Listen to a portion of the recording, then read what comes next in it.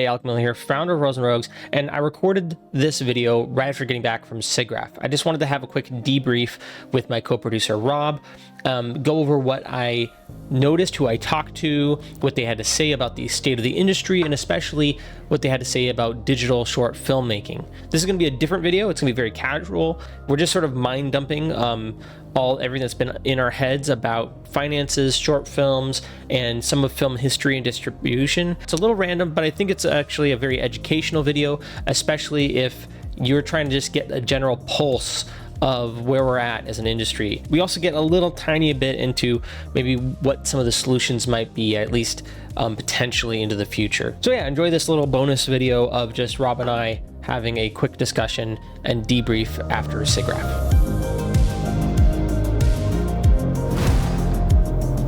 I just got back from SIGGRAPH, which is a big computer graphics conference. And while I was there, I made it a point to talk to many people about the state of the industry, and particularly where we're most concerned, which is short filmmaking, and especially digital short filmmaking. I saw all sorts of cool tools, amazing, motion capture techniques that you can just do at home. I got to try new technologies. I got to do some demos at the Embergen and LiquidGen booth, or I guess the Django FX booth. But the thing that most interested me though was talking to as many people as I could meet about why they felt digital short films haven't really taken off yet, or why there's no clear pipeline, and why we still are beholden to these kind of giant corporations for all of our money. So I talked to the guys at Framestore, I talked to people at NVIDIA, I talked to people at Sony. And it was interesting hearing everyone's different opinions, but especially interesting, I think, from some of the big VFX houses. I talked to Orbital Studios. I met with, I want to shout him out here, so I have his business card here. Wilder Herms, which was really awesome. At Orbital, they do the volume, which is that whole setup that the Mandalorian and everything's shot in. And I talked to all these people and I said, like, look, you have all the tools, you have the production capabilities. Why haven't you guys made your own short film yet? So I wanted to kind of talk about that, as well as just give you guys another look at my beautiful producer, Rob, who has been slightly absent from the channel. So Rob, introduce yourself, and then we'll get started with this discussion. Yeah, hey everybody. I am back. The reason why is because after all those questions of what was happening, Alec knew that he should come to the best person with the most information, which would be me. There you go. I'm a genius. So yeah, interested to talk about this. This is something that actually I find really fascinating because it's on the financial management side when it comes to productions. Right. And so if you've been following the other half of the channel, right? One half is tutorials and how-tos. The other half is short filmmaking. And these kind of go hand in hand because the whole point is we want to equip you to make short films. And one of the ways of doing that is by doing it ourselves. So that way we have a lived experience, right? And the other way of doing that is by teaching you the hows, right? What buttons to push, how to, make yourself have a blood explosion come out of you, how to use new cool techniques and so on and so forth. So this whole channel is dedicated to that, but I'd be remiss if we didn't also talk the like nitty gritty, economics sides of things as well. Cause like filmmaking costs money. That's just the reality of filmmaking. And so if you want to make a digital short film, you're going to need to know how to use tools. You're also going to need to know, what to overcome, how to get a team together, how to do, the more soft skills, but you're also going to need finances, right? Because ultimately the tools cost money, the training costs money, people's time costs money. Like, the world we live in is a money-driven system. So, you can get people to kind of volunteer and help out and stuff, but that's not sustainable. And my goal is to make a sustainable short filmmaking environment, especially for the new age of, I think, cinema, which is digital filmmaking. So today I want to start off by asking Rob, what's wrong? Why can't people make money using digital? Why are people afraid of it? Like, that's one of the things I was talking to people. I'm like, why hasn't your studio made a digital short film yet? People were like, well, trying to convince the people at the top to do this is really hard. They're used to a certain way of working. So what's your insight on that, Rob? As someone that's been a assistant director and a little bit more of a money guy in the past. Yeah.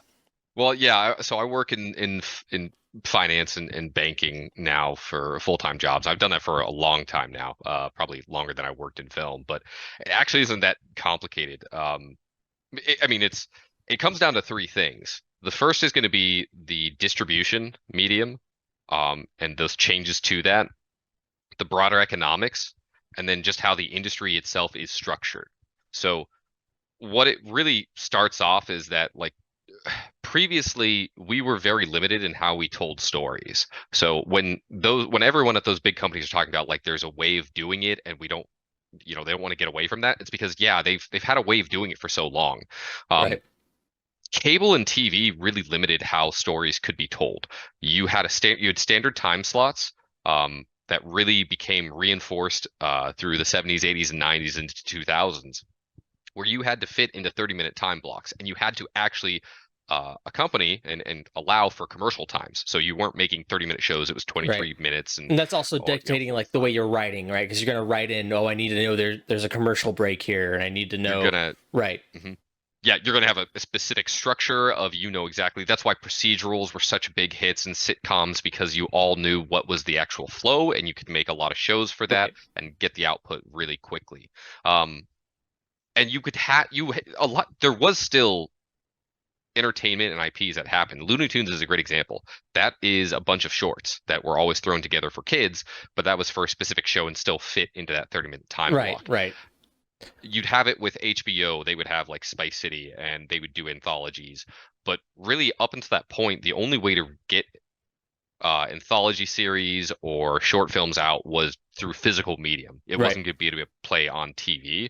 So that limited the audience and increased the price to actually get into it and enjoy it. So you weren't really going to be doing that with a lot of new IPs. And that's kind of the biggest thing that started.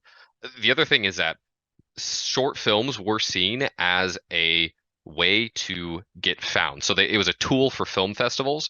And this is something people don't understand, but like Hollywood loves film festivals, and they loved film festivals because film festivals were a way to identify talent without ever having to put any effort into it. Right. Like if you look at any other industry, if you're going to hire someone new, you're going to have to train them on how to do the work and how to get better. Generally, be a good salesman, you have to train that person to become a good salesman. In Hollywood, they basically would say, "Oh, you're a good director, great. Now we're going to actually give you money, but you have to prove that to us first." Right. Same thing with actors, same thing with producers. That's how that all worked. So they were already outsourcing all of that, which kind of adds to why it makes a big difference and kind of a bit of a downfall, because once those start drying up, once YouTube becomes a thing, the price to distribution dropped so much that you didn't have to go to the film festival. You just put it up online. But now there's so much stuff going online that you don't really know where you're going to pull from. So that's why you see a lot of, CEA creative artists. They're going for influencers. They're going for all these Right.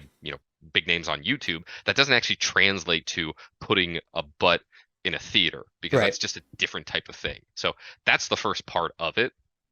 Right. So I want to pause there for a second. So, Yeah. when I was talking to people, that's what you just said. Like, there's a certain format that we're used to when it comes to producing things, and a lot of the people I was talking to at SIGGRAPH was saying that it's hard for these studios to take risks because they're so used to like the tax incentive structure, for instance, right? That's like one in particular structure that's been established since like way back in the day, that you go and you make your movies where you get tax breaks because it just greatly lowers the costs of your filmmaking. You can write off like everything, right? So the idea of making a movie in a place where there's just free money sitting around and not taking advantage of that seems ludicrous. But the other thing though is what it causes is a specialization, right? So you have the studio and they're like, well, we don't do distribution, right? We don't do the finishing. We just do the post. Like, our goal is just this one vertical, and we make all of our money in this one vertical. And like you were saying, with physical distribution being the only way, it's like that was a lot to take on. Having a distribution company, having like a mastering company essentially, right? That then goes and localizes your film, which is the process of like translating, doing all the translations, doing all the captions, doing whatever needs to be done to be played in different markets, right? It was like really, really, I don't know if you can hear my cat. He's like screaming his head off. I can't, so Okay. we're good. Prepping it for the different locations, prepping it for localization is really, really important. And so there has been a history of actually successful digital short films, right? And that's what's really, really wonky to me is like there's actually a rich history of things doing well, and I can bring them up all the time to people, right? There's stuff like The Animatrix, right? Now that's an anthology, but it's also a weird little wacky thing, and it's built on an IP, right? That helps out a lot. But it's a physical media, like you said. Like there's a way to sell this. There's a way to get people to buy this. And so by gaining the ability to distribute cheaply and almost freely, it's sort of a two-edged sword, because the other half of that sword is like, but people don't pay for that distribution anymore. And so the distribution is cheap, but then it's also low value, right? So it's not like it's not something that people are wanting to part with, financially in order to get. So I think that's one of the things that's a hurdle to making like a digital short film, and why I think people are sort of hesitant to enter into this space. Well, it can't be said enough that you also train your audience. So Right. the audience was trained for features to be in big theaters. It has changed over time. You mentioned distribution. Well, it used to be illegal.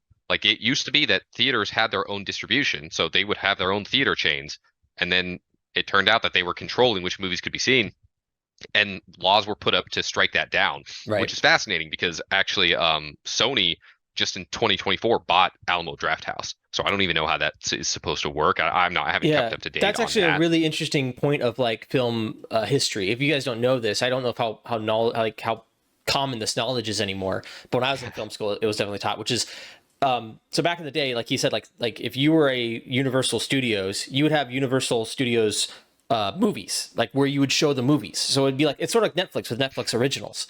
And so what happens is, well, obviously you're just going to show your own films there. And if someone else has a film or someone tries to enter into the market, it's like, oh, cool, I made a little film. Well, where can I get it seen? Everyone would be like, not here, buddy. And you'd be like, oh, well, take it to the other guys. And they'd be like, no, we don't want your film either. And so there was no way to even enter in to the marketplace, right? It'd be like if the grocery store if Costco only sold Kirkland, and there was no other way to get, products out. So that's where this kind of distribution bust had to happen, and it was broken up because of that. Yeah, it was seen as a vertical monopoly at the time, and that has really disappeared. I mean, that actually goes on to, because I would say industry structure for sure. What you mentioned before is 100%, but it's more than just the specialization of people. Hollywood is broken down and is an industry of about 50 decision makers, because those are the people who control the purse strings. Like, people don't understand this, but now in modern times, 5 companies own 80% of film production and Right. I guess I'd say distribution, but film production. We're talking NBC, Universal, Sony, Walt Disney, Paramount, and then there's did I just say all 5? Warner Brothers. Those are the 5. That's 80% right there. Right. And the other part of it is that Hollywood is also run by guilds. You have the screenwriters, you have the actors, you have the producers, you have the directors. All of those guilds mean that once you get into the guild, you can't take work outside of the guild. You have to be paid at a guild rate or so forth, right, or otherwise you can't do the job. So that keeps out independent operators. So it's a very insular environment, and it makes it very brittle. So there's a lot of prestige getting into it. So when you talk about specialization, writers they want to get into the guild. They want to be in the Writers Guild. They want to be working on Hollywood movie sets, writing for, whatever shows and so forth. But then that means that they can't write on other stuff. Right. So if you look at a production, an animation studio, well, are they going to pay those rates? No. Well, where are they going to find those writers? They're not built to actually go out and search and find writers and pull them back and put them and start working on their own IPs. And what you've already pointed out too, though, is like, let's say I want to go and get funding for my film. There's like, we're fighting for 20%, right? We're fighting over that last 20% of funding that isn't these big studios. But that being said, you just mentioned it being brittle. And what I was noticing talking to everyone is they're all saying, and I feel it too, everyone's like, budgets aren't getting bigger, they're getting smaller, and demand for higher quality films is going up. So like the quality needs to go up, because that's what's quote unquote selling, right? The things that are making money are Dune and sort of these big like hundreds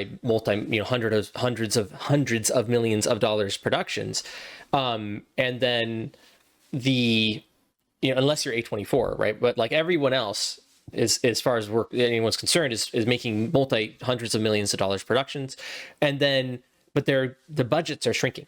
And so it's like, well, wait a second. Like the budgets are growing for the film, but shrinking for the people making the film, right? Mm-hmm. And so that's not sustainable. And everyone sort of knows this going into it, and come in and have been in this industry, and they're noticing this shift. So the people I was talking to was noticing a shift of like smaller budgets, smaller teams, and some of them are some of the studios are unfortunately downsizing. Others are doing some hiring, but it's for like new tech roles, AI roles, stuff like that. And I really don't want to even touch the AI bubble, type thing happening in our industry. But the fact is, like, there's been a shift now, right? So we talked about the way it was, right? Like the studio system back, they loved it when they had full monopolies. Now they have like a pseudo monopolies, right? Because there's, like you said, there's only like really 5 companies that own everything. So it's not quite a duopoly. It's like it's an oligarchy or oligopoly. Yeah, whatever it is. Yeah, exactly. It's like a pentagopoly. Right? It's like a five-headed hydra here. And trust me, oligopoly is the word. That's the word. They've been caught, colluding, right? Like DreamWorks and Sony and Disney were all colluding over animation, paying animators, and then got in trouble for that. So it's not like they're not like actually like have each other on the phone as well. To more than that, Sony's trying to buy Paramount. So Paramount is, right, I think 10% of it. Sony is going to be, I think I could look it up, or like I could find out real quick. But it's basically they're trying to go down to 4%. So 80% of it's going to be controlled by 4% of the companies. Yeah. No, they're both 10. So they would be 20%, which would make them on par with Universal and Warner Brothers, or Walt Disney. Right. So right. you're trying to even force it even closer. So yeah, collusion is probably an understatement for that. Yeah. Exactly. So we're watching this, like, there's 2 things happening at the same time, and this is across all of our society, but we're just going to talk about film, which is things are getting more coalesced, right? Like they're trying to push more and more in, but what happens when you do that, right, is there's this counter pressure that also is pushing out, right? So as power is coalesced in the center, there's I was just talking about this with the guys over at Film Hive, Craft Dive, I mean, and that's that, like, when the macrofauna dies, the microfauna thrives, right? And so what we're watching is like the dying of all the various mid-sized, medium-sized, like slightly larger things, all becoming one monolith. But that means there's a lot of opportunity in sort of the stuff that's falling apart and the holes that they're leaving. Yeah. So and that's one of the things that's happening. It's like, well, people still want things. So people still want good media. The quality's been going down while the budgets have been all over the place, and this is unsustainable. And so what's sort of the shift that you've been noticing, that I've been noticing, and that and I'll talk about it from the people I talk to, and sort of what I'm getting is a general vibe, I guess. This is sort of like a industry vibe video of the state of independent filmmaking, digital independent filmmaking. Yeah, well, it speaks, it's more to, there's kind of 2 things with the industry. It speaks to the broader economics, but also to how the industry is still functioning. Because it can't be understated. The costs are going up because of peripheral things. Like IP laws changed. Right. Disney changed IP laws to keep their IPs longer.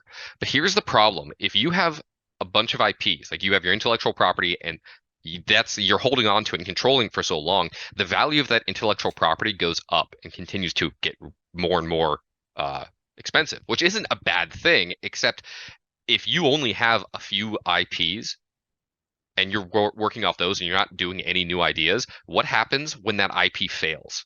When you make a movie, like a Marvel movie, and it bombs, right? Suddenly you're like, we don't have anything in the tank to bring forth. Yes, exactly, use again. Exactly. Like we use the IP to get people in their butts in the seats, but it didn't work. So what do we do now? Because we have nothing else there. Right. And part of that is that's when why that well runs dry, you don't have a second well to start to start Yeah, drawing water from, right? Because you haven't been drilling, right? and Which often when you drill, you yeah, don't find anything, right? no, Like, and so it's like that's why you invest in films that aren't just like your tent pole films. As you go like, mhm. oh, these are what, like, the Matrix is what creates us a new IP that lets us drill on in that for a little while and take from that well for a while.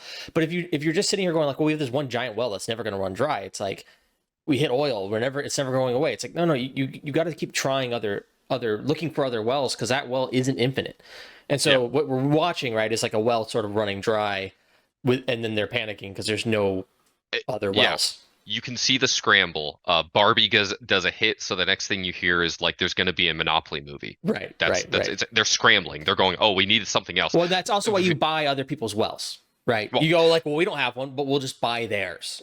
video games. Right, There's a reason. If you look at Warner Brothers owns Rocksteady Studios. Rocksteady, the first game they made, no one remembers. It's some like Riot game, right, urban warfare Riot game. Then they did Arkham Asylum in 2009. They got bought by uh, Warner Brothers in 2010. Arkham City comes out in 2011, which means the development has actually been done. So right, that's just the wrap up part. So they don't really have a hand in that. Arkham Knight comes out. It feels rushed. There's bugs. There's a right. bit issues with that. After that's 2015. Next game that comes out is they do a VR game, but Yeah, I'm nobody ignoring that. cares. Yeah, The next one that comes out that is Rocksteady Studios is this year, and it's the Suicide Squad, right, Kill the Justice League, and it bombs out. Like when we say they're mining, like this is an IP they already had, but they're right. now in another medium, and they're already kind of grinding it down. Mm-hmm. Um, but the reason why all of this has been occurring is because people don't. This is the same thing when everyone's looking at the industry and saying people are getting laid off. You need to understand we have had 14 years of artificially lowered interest rates. Like interest rates should not have been that low for that long. They were suppressed for that long. That meant that it was an unprecedented time and we had 14 years of growth. You combine that with the M&A, the mergers and acquisitions that happened beforehand in the 90s and the 2000s. Sony, for them, it was in the 80s, but that was Japan. Right, Um, that's their own issues. But then you even look at the stuff now, like Universal merged with NBC, NBC in 2004. They got acquired by Comcast in 2011. 2008 happens, and 2008 to 2022, interest rates are kept low. They have not been raised. There was so much money that flooded it that companies just papered over the cracks because everyone was looking for a better return because they couldn't get it in bonds. So it's like, well, we'll throw as much money as we possibly can at this stuff and see what sticks. And if it bombs, that's fine. We've got other stuff that can explode up. You really saw that. That's when Disney bought Pixar, 2006. They bought Marvel in 2009. They bought Lucasfilm in 2012. None of those are doing well. Well, suddenly interest rates go up. There's no easy money, so we have to contract all of that, and it's going to cause it all to break apart. So when people right, are getting laid off, it's not just because, oh well, we're really downsizing. It's no, no, they hired too many people. When you have that much money, this is part of the reason you don't have people working on new IPs. You're taking all of your talent in your entire industry for 15 years and you hoovered them up into these big productions. And that's what they've been. So when companies are saying like, yeah, well, we don't really have, the people to work, it's a different language to talk to a writer, a screenwriter, than it does to an animator. To have people speak both languages is really difficult.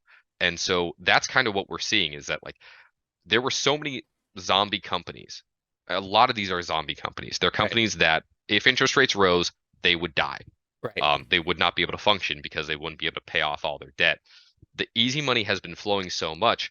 Studios are now panicking and going, well, we can't deal. We don't have the money for this. So it does allow for other things to come in. But there was also like even with YouTube becoming bigger, I can only think of a handful of IPs that were created as short films that kind of stayed that way and stayed out of the system. And even then, those have kind of fallen off. Ruby with Rooster Teeth is the one that sticks out in my mind. right, But everything else, it's kind of like I don't know what happened. They had Red versus Blue. That company has already fallen as well because they had a lot of easy money. They right. weren't monetizing it well. I think that's the chaos itself of all these people getting laid off. Part of that is, well, now we can kind of just do our own stuff, but It's like you said, there's not a lot of money. Like it's tough. It's very difficult to convince people, hey, you should really invest in this IP that you know nothing about. You kind of have to build your audience for the IP, and then they'll kind of embrace it. Manga is a great example though of if you have an IP, video games are kind of like that, but they got really bought out during the pandemic. A Hmm. lot of them got hoovered up, and we're seeing the effects of that as well. But Right. yeah, Microsoft just shut down like 5 or 6 game studios, and that yeah, they bought like not even 5 years ago. Um, yeah, yeah. So all that to say, all that financial talk is more or less just leading to the point of like, that's not sustainable, right? And then, like you said, there seems to be there should be this alternative market, and we've seen it happen with games. There's obviously indie games, and with other pieces of media like manga or like even comic books, right? There's a ton of independent comic books being released like kind of all the time. hmm But I don't think there's um, a solid place for like for independent short films to land. And I don't know. I don't know if I want to tackle that in this video. I think we're mostly going to be addressing the issues, and then we can do another one where we talk about some solutions yeah, in the future. But this is all leading to sort of this culmination of being like, okay, well, what's next? And what I can say right now is everyone's thinking the same thing. Like everyone I talk to in the industry has all been like, there's definitely something independent, something that's non just studio controlled that needs to happen. And I think we all feel like we're on the verge of this kind of new era, which is sort of where Royals and Rogues exists. It's like, how do we help usher in this that thing? Like everyone yeah, feels the need for it, everyone wants it, everyone can say, I would love to make this like a really awesome love, death and robot style film, but there's no way that can recoup its money, right? And we talked about how it used to be you do that and you take it to a festival, and that's you kind of be a very long term, like very very long game. And oftentimes, usually the funding of it, they understood they weren't going to make money. It was like, this is going to be a loss, but it's a vanity project, right? So usually it was like, hey, we're just going to put a tiny bit of money into this, excuse me, in order so I can get a producer credit. I can show it to my friends and say, look at this cool thing I helped make. And that's where a lot of kind of the money, quote unquote, for like those sorts of film comes from, is like you go to, wherever, Nantucket or wherever your rich friends live, and you tell their parents that own oil companies that, oh, my son's making this film. Yeah, if you want to give him, just a tiny, $200,000, $300,000, like it would help out, and that's what you do. You just get a bunch of people to give you like a little bit of handouts because it's a vanity project. And then the other option was, and I kind of brought it up with Animatrix and like The Killing Joke, right? The DC short, like those are short films. Those are short animated films, but they're attached to an IP, right? And we've already talked about the whole IP problem. So it's like, that's not an option. The other one's not an option. And so there's a third way. And this is where I think we all should be studying this stuff. And I've been assigning you homework every week, which is the last way, which is heavy metal, right? This is the last version of it's original IP. It's not even original IP. It's just an anthology, based off a magazine about comics, right? So, yeah, yeah. but this thing made money, not a lot, but it was able to get a second one done. But the point is, like, that's where I think we need to be looking. I think we've been looking at this. When I talk to these studios, they don't see an old school way of doing this, as far as they don't see a way to create an original IP and get it out there and recoup their losses based on, well, who's going to distribute it. And if we just Yeah. put it on YouTube, it's not going to make any money because YouTube doesn't pay for jack, and it's just free. And we've trained the audience to not pay for it. And so they all look over at like Love, Death, and Robots, which we all know about, and they go like, that'd be so cool, but that's a Netflix deal, and they have distribution, right? And so I think the last part of this kind of equation, and it's too much to tackle today, but like I said, we're going to get to it, and that's the next step is, how do you monetize this? What's a way of making money? So I'm gonna leave that as a kind of a thing for next time, as we wrap up here. But any final thoughts, Rob, before we go?